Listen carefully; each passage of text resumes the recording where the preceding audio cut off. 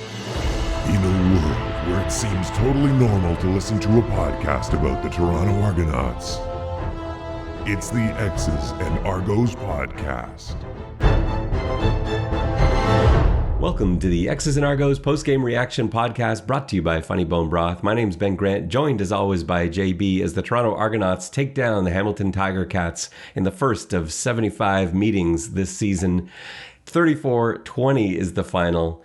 JB, this game was very much a story of two halves, but was it ever in doubt for you in that first half?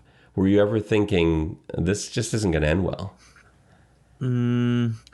I wasn't happy with the first half. It's just No simply kidding. because it was, so boring. But Hamilton did not. Honestly, Hamilton didn't scare me. It didn't feel like, they were going to blow the doors off us. I thought they had some success with the screen game, a couple of nice runs up the middle, but I didn't feel like they were moving the ball at will. And we were still in reach of them, that a couple of times where we held them to field goals. That game easily could have fallen out of reach, but I felt keeping them the field goals in the first half, I felt like we were right in it. Let's walk through the game from start to finish. It was a really weird one just because the environment getting down there was a little bit bananas. I went really early because you had a Drake concert going on next door at Ontario Place, which you could actually see from the stadium. You can see the Drake concert crowd, and Lady Gaga was performing at the Rogers Centre.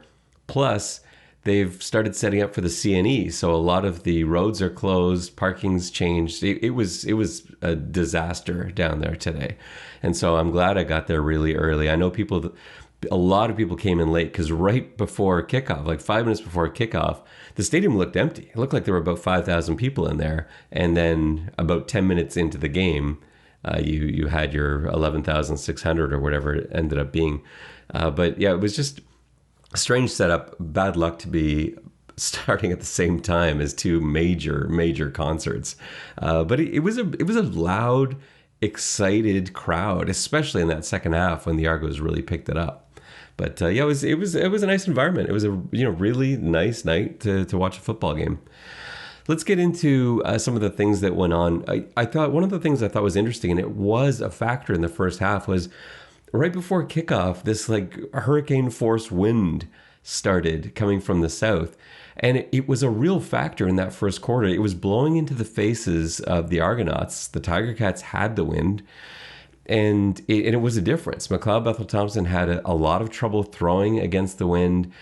Even Hegarty, who can usually bomb punts, had to kick it really low and only got like 33 yards on a punt. Like, when's the last time you saw him do that? Because the wind was such a force. And then about 3 minutes into the second quarter, it died and wasn't a factor again all night. I've never seen anything like that. It was highly unusual, and it affected the Argos play, as you saw. Yeah, they didn't mention that on the TV broadcast, but yeah, that doesn't surprise me. It can be incredibly windy down there and unpredictably windy. And the Argos were actually lucky in a way, because in that first quarter, on two occasions, Evans had receivers open deep and he aired it out to them, and the ball just carried. It took off. So both ended up being incomplete. One in the end zone, one deep down the sideline for what would have been a touchdown. And had there not been any wind, those both would have been scores. So the Argos did get a little bit lucky with the wind in the first quarter, even though they couldn't move the ball at all. I thought, we've talked a lot about kick returners, and the Argos, for having all these magic kick returners and guys with history of really being able to electrify teams with their return game, I thought it was really interesting that Gittins and Adeboboye were deep for opening kickoff. I don't like Gittins back there. That makes me nervous. How do you feel about that? You baiting me into conversations about returning. Yes. I don't care who they put back there. to But be he's too, honest. to me, it's just I don't want the risk. Like I don't like Gittins is probably the most valuable receiver on the team. I'm not saying best receiver on the team. I think he's the most valuable as a Canadian. I don't want him returning kickoffs, especially because it's not like he's amazing at it. He's fine, but he's just been getting the numbers that everyone else has been getting. So I would like to see them find a way to dress right, or when Leak is back, get him back out there. Maybe one of the guys they just signed. I just don't want to see Curly Gittins Jr. back there returning. Again, I would be okay if he was an elite returner, but he's not. And Adeboboye, I haven't seen back there at all. I thought it was weird they didn't have Willette back there because he has returned before.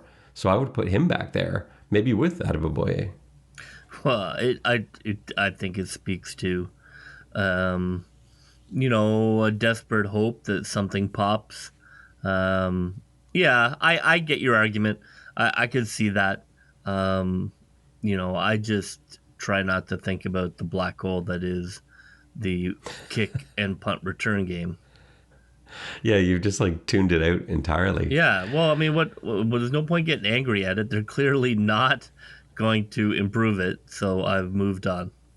Okay. Or I'm trying to, despite you dragging me back into these conversations. So the Argos got off to a terrible start. I thought McLeod Bethel-Thompson didn't look very good today. It's funny because I thought he had a good game last week, and last week everybody trashed him. And I thought he had a really good game. Today, no one's saying anything bad about him. And I just didn't think it was one of his better games. He had a few passes that really could have been picked. And there was one in that very first possession. They opened the game with a 2-yard run to Harris, which was sort of a theme on the evening. And then he threw one that really should have been picked off by Ciante Evans. And he made a couple of decisions today that I just didn't really think were there. It wasn't an easy night for him because he wasn't getting any manner of protection in the first half. I didn't feel like he was on tonight. He didn't give the game away by any means, but it wasn't one of his best games. He ended up with, I think, 63% completions. And like I said, a couple passes that really could have gone the other way. Yeah, he did not. Well, the entire team didn't. He did not have a good first half. He was lucky that early throw didn't turn into a pick six. But I thought he was fine in the first half. He didn't try to do too much, even though the team, really was not feeling any kind of rhythm. And then the second half, he looked really good. So on the whole, I thought it was a decent performance from him. You're going to get that. He's not going to come out and drop 300 every game.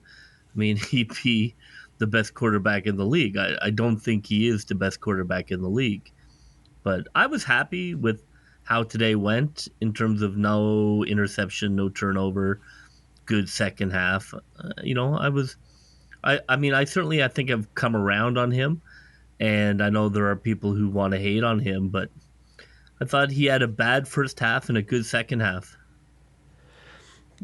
In the first quarter, the one of the sort of big moments there was the Braylon Addison injury, because that really did change things for Hamilton's offense. He's such a good player, such a smart player. He had that beautiful catch on the sideline and he ended up getting hurt, and he was out for the rest of the game. Hopefully it's not a serious injury, but it didn't look good. He was on the sideline. I think I saw him with crutches on the sideline pretty early in that game, right after coming out. So you got to hope that he's okay, but it didn't look really good.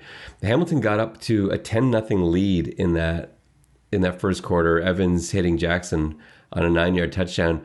That touchdown breakdance celebration is one of the best I've seen this season. I'm not a huge touchdown celebration guy, but when he went into the end zone, backspinning and windmilling and everything else he was doing, very like 80s breakdance, that was pretty special. I don't know if they showed that on TV or not. So we caught some of it. I don't know if I thought it was as special as you did. Well, you like touchdown celebrations even less than I do. So I'm not. I wouldn't say like Hamilton touchdown celebrations or ever something I care about. That's fair. And normally I would agree, but it was pretty cool. So that first quarter ends. Let me give you a yardage stat because it was nuts. 181 to 23 in that first quarter. With equal possessions, but that just shows you how much of a factor wind was. It wasn't the only factor. Like Toronto definitely wasn't clicking. They had all sorts of issues with pass protection, and that continued into the second quarter before like disappearing entirely in the second half. But let's talk about those pass protection issues. Oh God. Bethel Thompson got crushed on a number of occasions. I think there were 3 first half sacks, I want to say, and a few hits that he took. They all seemed to come from miscommunications. There were 2 that came from an outside rusher where it looked like there was a miscommunication between McKellar and Blake on the left side, and Blake ended up taking an inside guy. The outside rusher came through free, no running back picks him up, and just crushed MBT. And then the other one was the other one. Excuse me, it wasn't a sack. It was a crucial run stop where it was a 2nd down and 2, and they seemed to be running. They seemed to be running basically zone blocking. So there was a nose tackle lined up right in front of Lawrence, and instead of taking the guy right in front of him, he took the tackle off to the right hand side, expecting the entire line basically to slant to the right. Like a zone right, but he didn't get that from McKellar. McKellar, he took the guy right in front of him, and so nobody had the nose tackle. Just like I think it was Johnson who just walked into the backfield and slammed Harris to the ground, and that was what resulted in Toronto's first field goal. But it was a terrible first half from the offensive line in my eyes. Yeah, it was terrible. Richards nearly got MBT killed. Oh, right. I forgot about that one. I forgot about that. Coming around the outside, he barely got touched. Yeah, that was not ideal. And look, the second and short out of shotgun remains a frustration. On the replay, it looked like they wanted the center to chip, and he was already going second level. I just wasn't really sure about the blocking scheme on what was second and short. Like I don't know if you need your offensive lineman to get second level when you're trying to get 1.5 yards. But that's a conversation for another day. They did not look good in the first half. I don't know what they did at halftime in terms of tightening it up, but yeah, that first half was not great. But maybe those Hamilton guys burned through their pre-workout buzz. Maybe they did some. So Hamilton stopped doing some stuff in the second half. So some things I noticed in the second quarter, especially, they were running a lot of really late twists that were causing problems for the offensive line. So the reason you don't usually run a late twist is that you're giving up contain, and so they were basically abandoning their contain responsibility, assuming that McLeod Bethel Thompson was not going to be rolling outside the pocket or being able to escape the pocket. And someone would eventually come around the outside, but very late. And what was happening is the tackles were sometimes losing their guy inside, because if you're a tackle, you're on the outside there and you've got an edge rusher outside of you, you're not really expecting them to come inside when there's nobody swinging around immediately. And so that caught Richards off guard once, it caught Blake off guard once, but I didn't see them do that at all in the second half. And I don't know if it was that they thought Toronto would adjust to that, but I thought it was working really well in the first half, and they, for some reason, they went away from it, and it was one of the things that was killing that Toronto O-line. Now, right before the end of the half, I felt like there was a real missed opportunity. You remember the Eric Rogers drop? Eric Rogers had a couple great catches on that drive, and it seemed like the Argos offense was finally going. They're trailing 14-3 at that point. Time's ticking down in the half, and Bethel Thompson fires one into Rogers. A beautiful ball, hits him right in the hands at the 5-yard line. And he, not only does he drop it, it actually pops into the air. And if there were a deep safety coming in, he would have been in the perfect spot to pick it. Fortunately, it fell incomplete. The Argos had a field goal to make it 14-6. But that felt to me like a real wasted opportunity that could have come back to haunt them.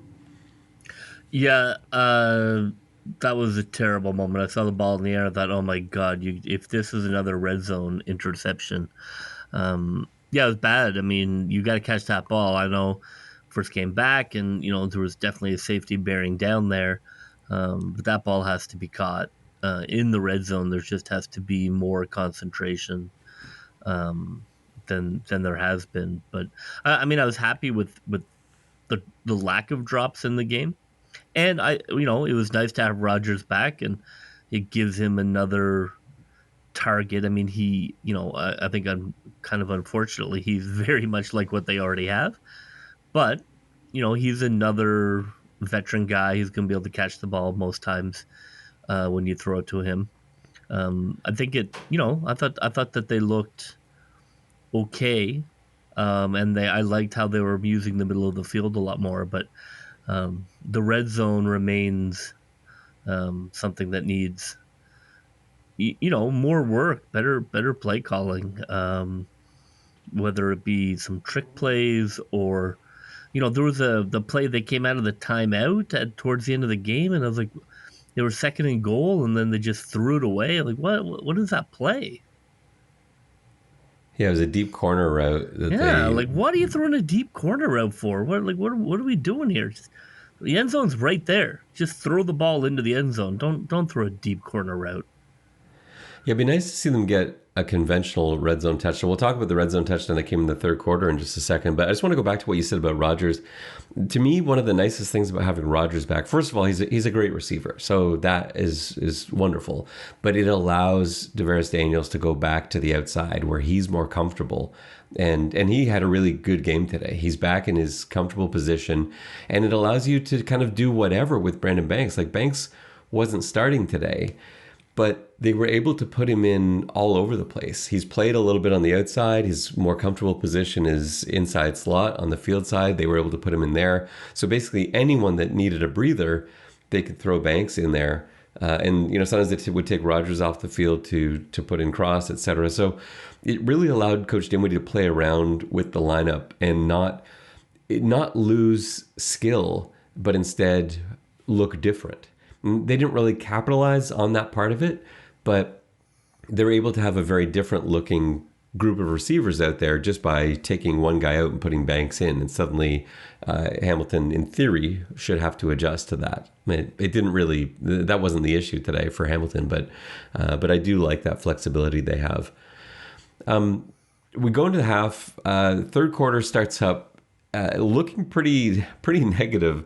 Hamilton chews up the first half of the third quarter on a long field goal drive, and it just seemed to me like Evans played so well through that first drive of the third quarter. He was making really smart plays, but as much as Toronto was, I thought, generating some pressure, Evans was avoiding it. He was waiting to the last possible second, because I didn't feel like Hamilton receivers were getting open right away. Like I didn't feel like Evans was just taking the snap and firing to an open receiver. He was buying himself time, and guys were getting open, but he was doing a masterful job of that, because I did think the rush was getting through for the most part. And they did a pretty good job of kind of breaking down the style of cover three that Toronto was playing to the field side. There were some vulnerabilities there. They kept running these sort of levels plays where you basically had outs at three different levels, and the middle guy was always open. They kept going to that again and again and again. And Toronto adjusted to that in the second half. And once they adjusted to that and they took that away, and they stopped basically with the halfback stopped turning his back to the play to chase or to trail, then suddenly Hamilton had nothing working at all, because they go up 17-6 and then they basically ground to a halt at that point, and Toronto's offense took over. But it looked like at 17-6, I wasn't feeling very good at all about Toronto's chances. Yeah, I didn't. I still felt like it was in hand. Honestly, I felt like it was going to really depend on two or three plays, and the defense came out and forced a couple of huge stops, and that's all it took. Really, it's really all it took is a couple of big defensive stops. So I thought the game really teetered, and so I felt it could go either way most of the game. I never felt like Hamilton was safe, especially with their history of blowing leads this year. Yeah, yeah, there was definitely like Hamilton fans that I got a chance to talk to at halftime were very nervous, even though they were up. They're like, "Yeah, this is right where the Argos want them." Basically, was the sentiment because they've seen so many late leads blown, and it turned out to be true. It came through, and it started with a bust. So McLeod Bethel Thompson hits Phillips for a 49-yard bomb, and it was a busted cover three. Nobody had deep responsibility to the field side. Phillips just sailed past two guys that thought they were playing flats, and Bethel Thompson found him. It's too bad. He wanted to make sure, and this is always a tough thing for the quarterback, because if he hits him perfectly in stride, that's a touchdown.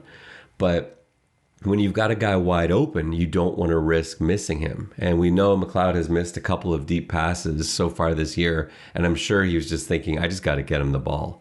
And so it ends up going for 49, doesn't go for the touchdown. But luckily, a few plays later, they are able to convert.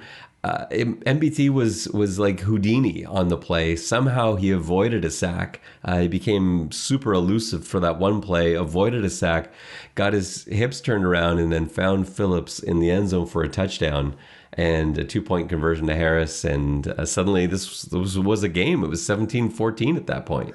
Yeah, I mean, I don't know what blocking scheme was at work there. It looked like maybe I was like, oh, is this a screen? Like no, no one is blocking this person, but was amazingly able to spin out. He was feeling it, I think, tonight in terms of feeling agile. He had that quarterback keeper, for 8 yards, and he kept his eyes downfield. And full credit to Phillips for reversing course and just scramble schoolyard football.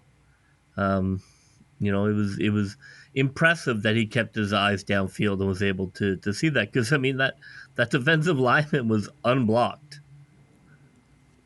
The quarterback keeper you referred to was actually a busted play. So what happened on that was it was supposed to be so I feel like that happened in the I think it was in the fourth quarter, and it was supposed to be an RPO, and McLeod Bethel Thompson sort of rode Andrew Harris with the ball, saw what he wanted to see and pulled it, but the one receiver he was looking at was run blocking.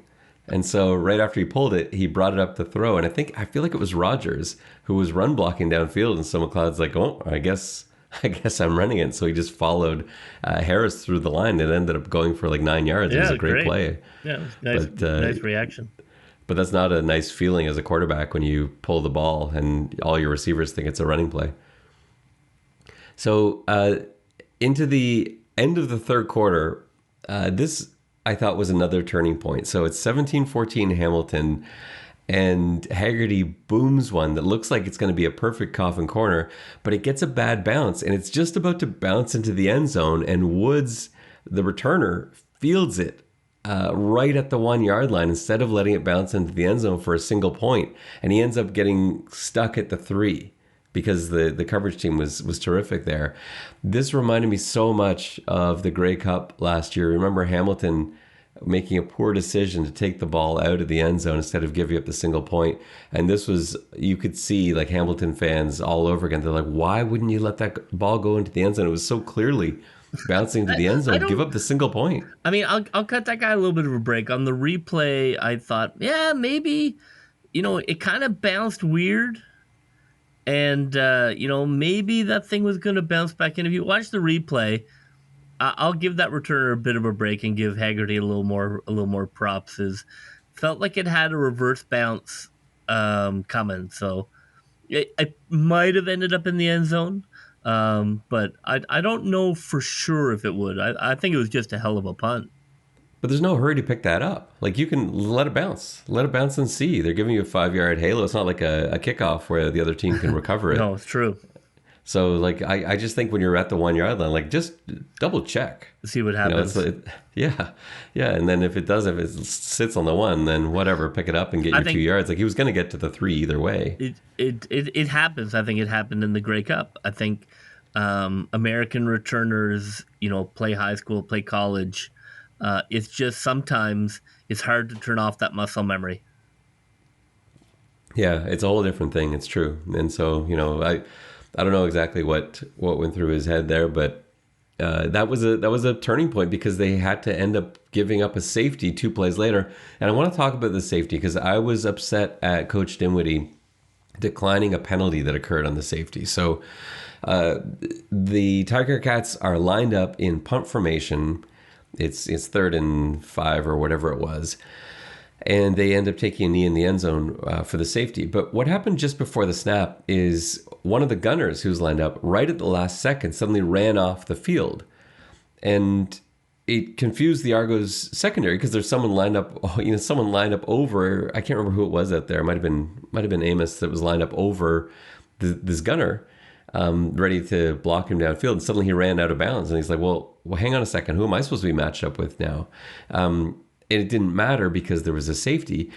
The refs talked about it, threw a penalty for too many men, and Coach Dinwiddie declined it. I think that's a game management mistake. I think you have to accept that penalty as Toronto. Make them snap it again. Down in your own end zone, snapping the ball from your 1 yard line, taking a safety. There's so many things that can go wrong. There can be a mishandled snap. There can be, the punter might just not catch it cleanly. You get pressure on him and he panics. Suddenly that ball is bouncing around in the end zone. It's a long shot, but I think you take that chance every time. Make them snap it again. If you can make them take another snap and have one more chance for something to go backwards, especially a team like Hamilton that has seen things unravel like this again and again and again. And here we are in a situation again where a guy fields it deep, gets it out at the 3, and you're giving them another chance to make a mistake. 99 times out of 100, it's going to be a fine snap. He'll just take the safety a second time. But that one time is the reason you do that. Accept the penalty, back them up 5 more yards, send everyone at him, and force that punter to catch the ball cleanly one more time and take a knee without it going wrong. So not a mistake that probably would have mattered, but I think you always take that penalty. You always accept that penalty. JB, into the fourth quarter, this is where we really got a spectacular show from the special teams unit in a few different ways, both good and bad. So it started with Jake Reinhardt. I noticed earlier in the game had his arm being looked at on the sideline. I couldn't tell exactly what it was, and I noticed he did have his left elbow wrapped at the end of the game, and I don't remember if he'd had it wrapped earlier. I believe that was the elbow that he injured last season. Hopefully Reinhardt's okay, because Reinhardt's one of the most reliable special teams players in the league. I think he's the best long snapper in the league. And he clearly was hurt. Now, I thought there was a chance he was going to go back in because he still had his helmet on, he still had his uniform on, but Boris Bede's lining up for a 44-yard field goal, trailing now by 1 point, 17-16, and Reinhardt's not out there. It's Calver who goes out as the long snapper. Calver ends up rolling the snap back to the holder, Haggerty. Haggerty does an amazing job to pick up this rolling football, somehow get it set for Bede. Bede pulled it left because, of course, you're going to. Bede was standing there waiting for the ball to be set. There's no chance. Bede has no shot at that field goal. That's not on him. But it's an amazing job from Haggerty just to get it onto the block so that Bede can get the single point and so it doesn't get blocked and run back the other way for a touchdown. That's a huge single point. It ties the game 17-17. You got to give that to Haggerty and Bede under pressure. It's tough, it's tough to blame Calver for the snap. He's the backup long snapper. He wasn't expecting to go in, obviously, and he blew it on that snap. But yeah, good for Haggerty, good for Bede to get that single point. Yeah, to get it off. I mean, that's always your mantra as a unit is, get the kick off no matter what. But you're never going to hit the kick properly without a perfectly timed snap. Certainly no kick over 40 yards.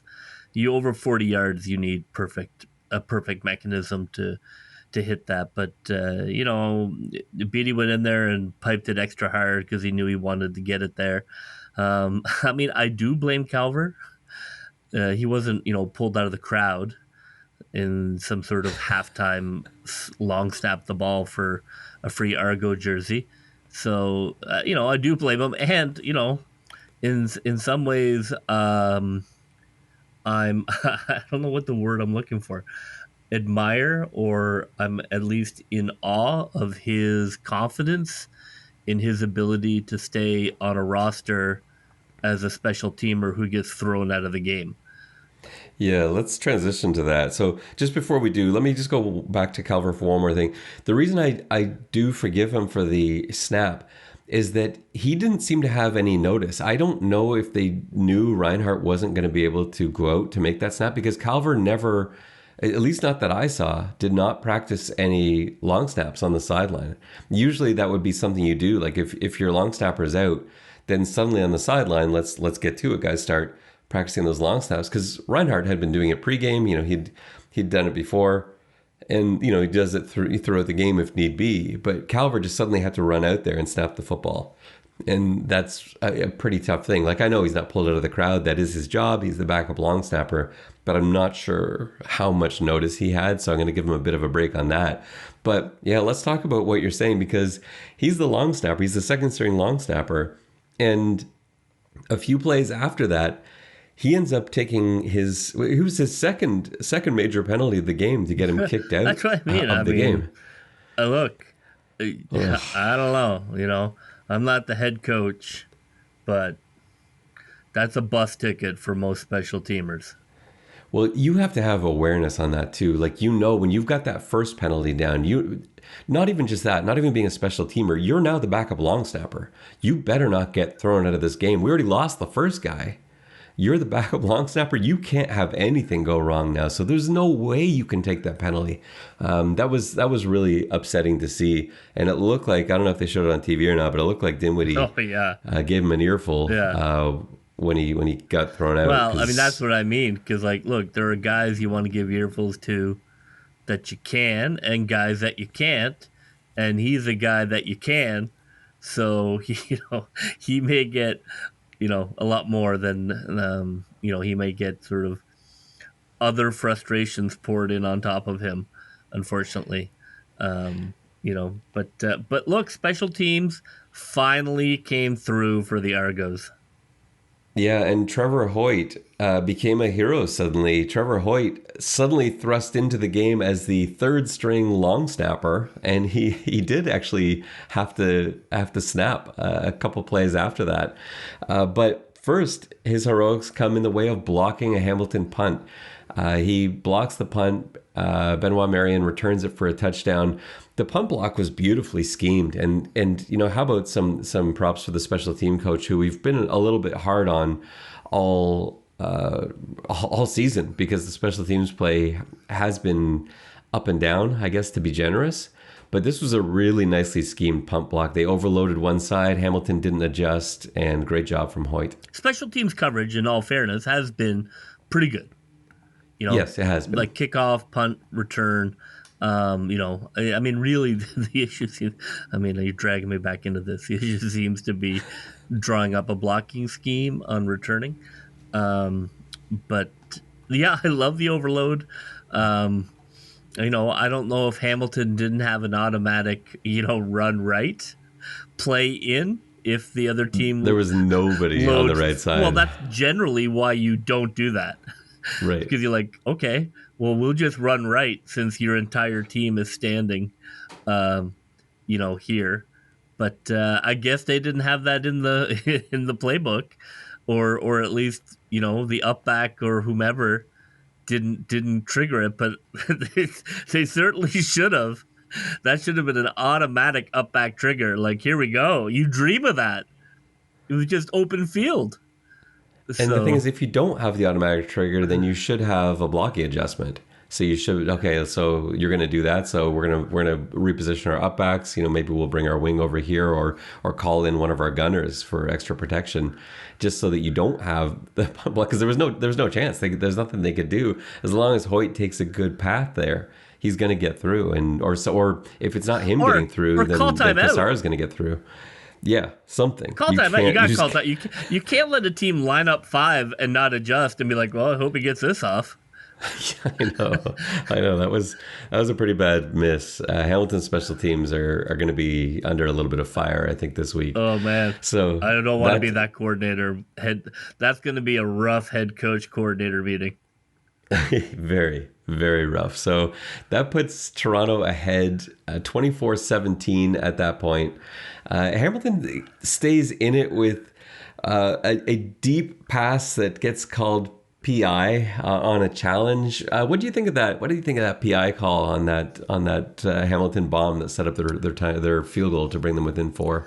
I didn't like it. I thought, look, my tendency is to leave almost all PI calls alone. I mean, unless there's really like I didn't mind the push off that they didn't call PI.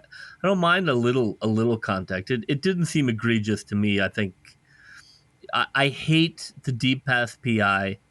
I hate that it's used as a weapon. So I'm again, unless it's egregious, I am against deep pass PI because it's just it's such a bailout call. I didn't like that. I didn't like that call. I disagreed with the overturn. It turned into a field goal to make it 24-20, and then Toronto just sort of ran away with it after that. They end up adding a field goal after what I thought they were setting up what might have been their second red zone touchdown of the night. It was a huge pass to Devaris Daniels. That's the play you were talking about where it was challenged for OPI, and I'm glad they left that because it just looked like the coverage overran. Daniels stopped. If they called that, well, I mean, they're if you call that PI. Then everything is PI. I know that's the thing. Like you have can't to call every wide receivers push off and defensive backs hand fight. That's I think that has to remain.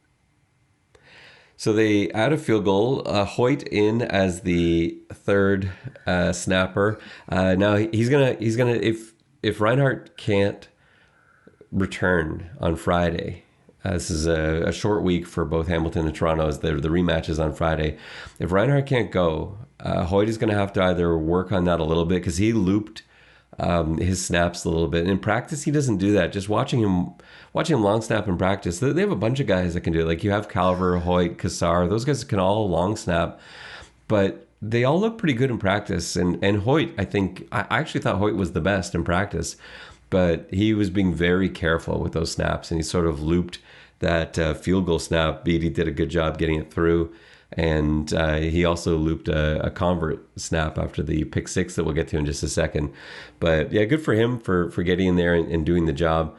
I want to ask you about a decision that Hamilton made. So it's 27-20 at this point after Beatty added the field goal.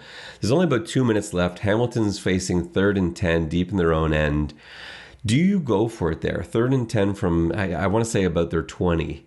They decided to go for it. That was where Chris Edwards picked it off for the pick six. I know it's easy in hindsight to say they should have punted it away down a touchdown. What do you think? What do you do there? Well, I probably would have gone for the touchdown when they kicked a field goal. But back earlier, yeah. Yeah. But it was 3rd and 7 from the 10. But a field goal does you no good. You still need a touchdown. I agree. I think in that case, it depends how much. I want to know exactly how much time was left on that. Like 6 minutes. Like, yeah. But even like the field goal literally doesn't change anything. I mean, I guess it changes if you score a touchdown. Now you're winning, but anyways, not to get too off track. Yeah, that is a tough. I think in Canadian football, I would have punted it. I think I would have punted, but I can't kill them. I'm a go guy. I think that way too often teams punt. But I didn't feel like Toronto was some unstoppable, monolith that you couldn't think, well, we might get a stop here. But needing a touchdown, if you need a field goal, of course you punt, I guess. But needing a touchdown, I think it probably is a go. I think you got to go. You want to score a touchdown, it's going to take more time. You can't get the ball back with 55 seconds or 45 seconds. Needing a touchdown, so I think it is a go. I would have gone for it too. I think it was the right call. Again, it's easy in hindsight to say, what were they doing? But no, I would have gone for it. I think that was the right thing. And I also would have kicked that field goal on 3rd and 7 from the 10. And the reason why is because of exactly what happened, where Toronto came back down and kicked a field goal on their next drive to make it a 7-point game again. If you go for it on 3rd and 7 from the 10 and you don't get it, now Toronto adds that field goal, that very same field goal. Now you're down by 10 points instead of 7. Maybe, but now Toronto's driving from way deeper. Maybe. I don't know. I think there was enough. If there was like 6 minutes left, I still think that's the right move. It's a ton of time at the end of a CFL game. So I'm okay with both of those decisions from Steinhauer. I actually quite liked his game management today. I thought even that OPI challenge was, even though he lost it, and he doesn't lose challenges typically, I thought that was a good challenge, even though I didn't think he would win it. I just think it was such a big play. Like, that was such a difference-making play that you may as well take a shot, see if they see something. And it's been such a magic 8-ball experience going to replay this season anyway. You never know what's going to happen. So I felt like he actually coached a pretty solid game. So that pick 6 to Edwards was pretty sweet, I'm sure, for Chris Edwards. And he had a pick 6 against Hamilton last year, but the season, of course, ended against Hamilton, and that was not a good finish for him. And we remember all the things that happened after that game. So it was probably pretty sweet for him to be able to run that back into the end zone and just put this away, 34-20 at that point. But that's not going to be our last talking point. It's what happened after that. Toronto gets the ball left with about a minute to play. Harris gets a carry and appears to injure his wrist. Should he have been in there with a minute left in the game? Yeah, I mean, I hate to get too much into double guessing or 2020 perspective looking back on it. But yeah, Harris should not have been in the game. You're not running for yards. You're not running for a record. You're just running out the clock. You've got two guys who are both dressed who are not getting the ball. I think it's a mistake to have Harris. I mean, I hope he's okay. He looked really mad, which is not a great sign when a veteran looks really mad. So hopefully it's just a deep bruise and nothing more than that. Looked like maybe a sprain. The way it looked like maybe it happened where guys piled on him at the end, as opposed to like taking a helmet to the wrist or something. So that's good-ish, I guess, but a sprained wrist is not great as a running back. Anyways, it was a mistake, and you got punished for it. So I think that was kind of an ugly little twist at really what was a fantastic game to put themselves back in the driver's seat and to shake off all the garbage left from the Ottawa game.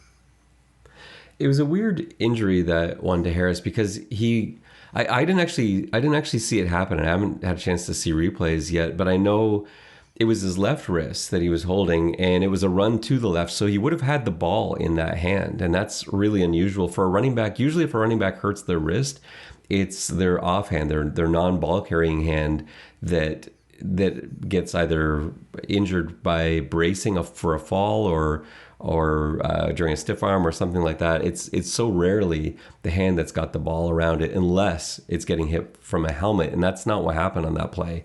He went to the ground. So seeing him move his fingers is promising. We can't make any sort of medical diagnosis, but you see so often with broken wrists where there's just that inability to move your fingers at all, and seeing him flex his fingers around and make a fist, like, I think that's got to be promising. But you just hope at this point Toronto cannot afford to be without Harris. He's been the best player on the team for most of the team's wins this season, and if nothing else, even though he didn't get a lot of yardage today, he's occupying a lot of defenders. The last 2 weeks against Hamilton and against Ottawa, teams have been absolutely stacking that box to stop him.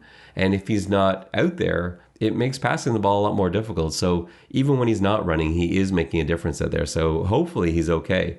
But getting back to what you said, like what an important win this was, not only to create separation in the standings, but just for the team's confidence after losing to Ottawa last week, where they just must have felt the worst, because it's Ottawa. It was their first win of the season. Ottawa again gets beat last night, and you're the only team that is allowed the Ottawa Redblacks to beat you. So this was huge, and to sort of set Hamilton back again and get Hamilton talking all week. They're going to be hearing it about this loss. Yeah, hopefully, Shaq is fine. Hopefully Harris is fine. And it'll be tough to beat Hamilton without Harris. Because you say, like, if you can stop the run with a light box, you're pretty screwed. And suddenly the Argonauts are not only in first place, which they have been all season, but they're 2.5 games up with the tiebreaker over both second place teams, Hamilton and Montreal, because they've got wins over both of them. So they're in a really good spot right now to be essentially 2 3/4 games up, we'll call it, because of those tiebreakers. That's fantastic. They're 2-1 in the division. Yes, that Ottawa loss last week. Oh man, that's crushing. Just think to be 5-2 at this point. We talked about would have been massive. That Ottawa game probably cinches first place for them, but it's all right. We can do it the hard way. Yeah, and they may have to. Let's get into our players of the game. Just looking through the stats sheet, just go through a couple of quick ones. So Bethel Thompson ends up 17 for 27 for 230 and a touchdown. That's 63%. Harris had 47 yards on 14 carries. That's 3.4. Receivers were sort of spread around a bit. A couple guys with 4 catches, Phillips and Devaris Daniels. Phillips for 4 catches for 85 yards, including that big 49-yarder, and he had the touchdown. And Devaris Daniels with 4 catches for 73 yards. So jumping off the page defensively, Wynton McManus with 10 tackles. And Robert Priester, can we shout out Robert Priester for a second? Shaq Richardson gets injured fairly early in this game. Looked like it might have been an ankle. It was tough to tell. And because they could have sent Holden in, who was technically the backup in that spot. Instead, they sent in Priester, who's the backup Sam backer. He was starting at Sam behind Edwards, and they clearly feel like he's the next guy up. And he was on the field in a bunch of different packages anyway, but he basically fills in there at halfback. And what I loved about it is the last time we saw him playing true halfback was in preseason in the Ottawa game, and he was burned so many times. He looked so uncomfortable there. Remember, he was a corner in college, suddenly being thrust into that halfback role in Canadian football. There's so much space out there. Suddenly you've got to cover both ways. And I think all that time playing Sandbacker really prepped him for this, because he was outstanding tonight defensively, really stepping up when that should be a huge loss. Shaq is one of the best players on the Argonauts defense, and they didn't really miss a beat with Priester in there. Yeah, he did really well. I was really impressed. Let's do our players of the game and our play of the game. So offensive player of the game, where are you going, JB? Offensive player of the game, I mean, I could have gone Phillips, but I guess a bit of a hipster choice here is I'm going to go Devaris Daniels. I thought his big catch to convert a first down in the first half was kind of the first big spark of the game for the offense. I thought it was like, it was a nice connection. It was a good throw. It felt like, okay, here we go. Like, we're able to kind of move the ball down the field. We're able to convert a first down. It felt big. And then the huge catch at the end of the game. I am a huge proponent of more targets to Devaris, because I think he's a star. And if you look around the league, stars get more targets than he does. So hopefully with people coming back, he's going to get more targets. So I'm going to take Devaris Daniels as the guy who made the 2 biggest plays for the offense, and with a hat tip to Phillips. Yeah, now I'm going to give my player of the game to Phillips. I just think to step up like this on a day where Curly Gittens Jr. has one catch for 8 yards. When's the last time Gittens Jr. had one catch in a game and less than 10 yards in a game? He has been so reliable week in, week out. And how amazing is it on a day where Gittens is nowhere to be seen, that you've got someone like Phillips who can step up? Because we expect it from Rogers, we expect it from Daniels, you expect it from Banks, we've come to expect it from Ambles. And here's Cam Phillips stepping up with 4 catches for 85 yards and a touchdown in which he worked to get open when the play broke down. So my offensive player of the game is Cam Phillips. Defensive side of the ball, where are you going, JB? Your defensive player of the game. Again, I'm not going to overthink this. I think the defensive player was McManus. He nice bounce back after Shoegate. And he looked great today. He looked faster. He looked hungrier. He laid some devastating hits out there. He was everything that he has been. He was an absolute force at linebacker. And when he's that, and you also have Edwards, and Mwamba, there's not much teams are going to be able to do. So I love McManus's game tonight. I thought he kind of, without needing to make up for anything, I thought he kind of reinserted himself as a captain of the defense. Yeah, it was a no-nonsense day from him. He was ready to work right from the get-go. 10 tackles. He was all over the place. He also had a forced fumble. So that was a heck of a performance from Wyndham McManus. I'm going to go a little outside the box for my defensive player of the game. I'm going to go with Trevor Hoyt. He's technically a defensive player.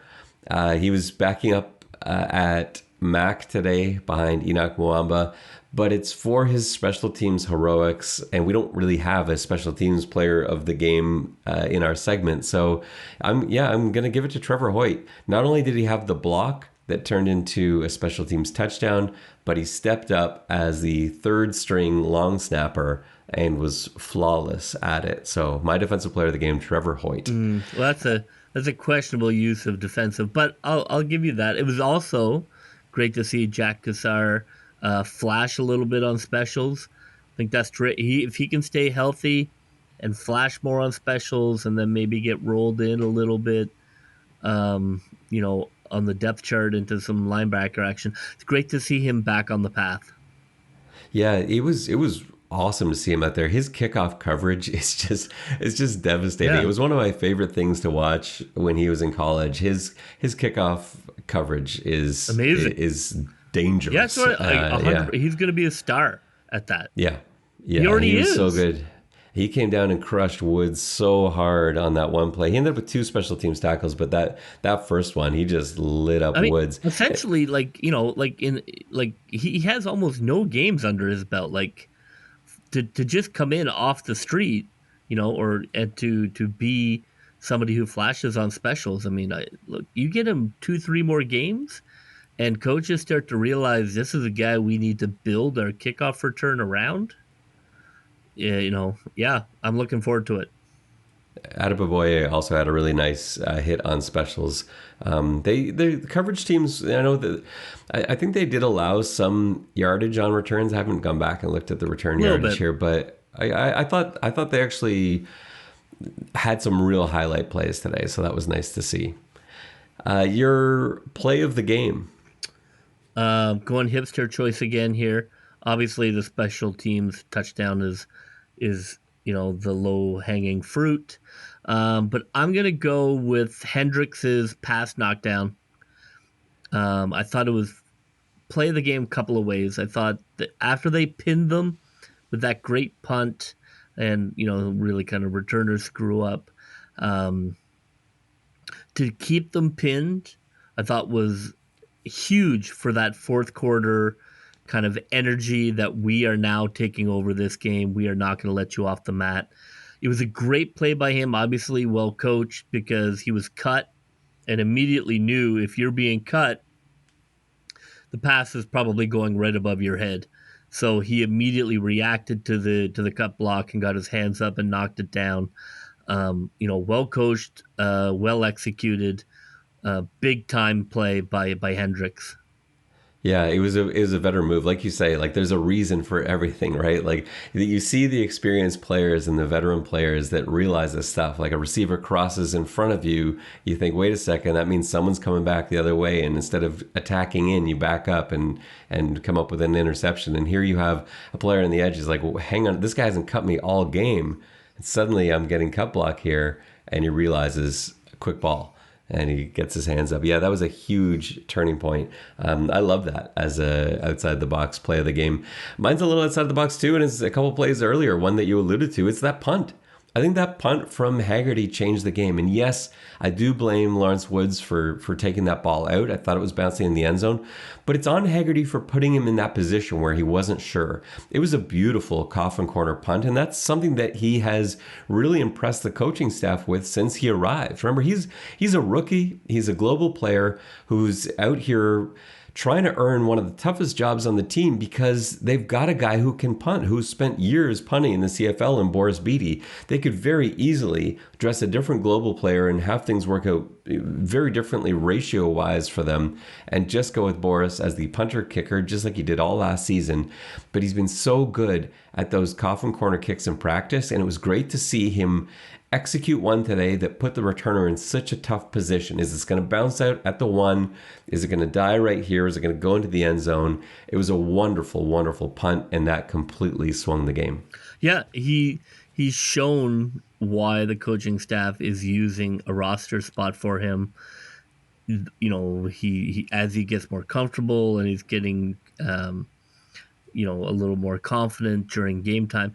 You know, he averaged 54 today. He absolutely can be an impact player if he's going to hit 65-yard punts now and again.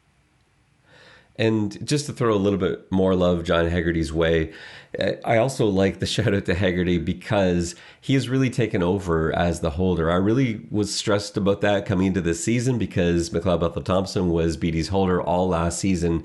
And Haggerty, not having really been a holder, is suddenly excellent at it, and he made one of those great plays today. I know it was just a ruse and it was a missed field goal, but just being able to recover that bad snap and get it down and give Beatty a chance at it and earn that all-important rouge, which was a really big play at the time.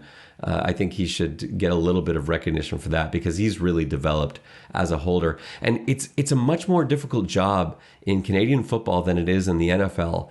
Holder is highly stressful. Not only do you have to have a perfect catch and catch it cleanly, you've got to catch with both hands and bring it down without looking onto the little puck.